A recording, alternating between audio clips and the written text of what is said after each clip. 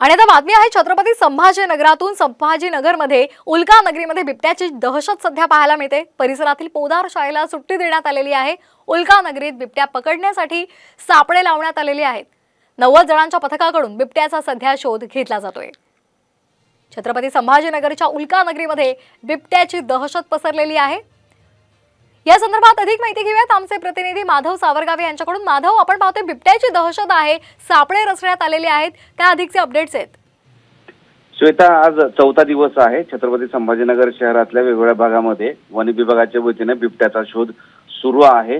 मात्र उल्का नगरीत दिसला हा बिबट्या आता काही वेळापूर्वी आपल्याला माहिती मिळाली आहे, ते म्हणजे सिडकोतल्या प्रोझोन मॉलच्या परिसरामध्ये एका सीसीटीव्ही मध्ये बिबट्या दिसलेला आहे।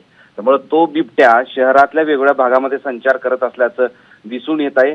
आता या नुसार वन विभागाच्या वतीने आता त्यांची शोध मोहीम वेगवेगळ्या ठिकाणी सुरू करायला लागलेली आहे, कारण सगळ्या लोकांमध्ये भीती पसरली आहे की तो बिबट्या का सापडत नाही। सीसीटीव्ही मध्ये दिसतो पण वन विभागाच्या सापळ्यामध्ये येत नाही, वन विभागाच्या अधिकाऱ्यांना दिसत नाही। आणि अशा स्थितीमध्ये आता नेमकं त्या बिबट्याला पकडायचं कसं आणि त्याला शोधायचं कसं असा एक प्रश्न वन विभाग आणि पोलिसांच्या समोर आहे। आणि त्या दृष्टीने आता बघूयात की आज दिवसभरात कुठल्या मोहिमेमध्ये बिबट्या या वन विभागाच्या हाती लागतो। अगदी धन्यवाद आपण दिलेले आहे सविस्तर माहितीसाठी।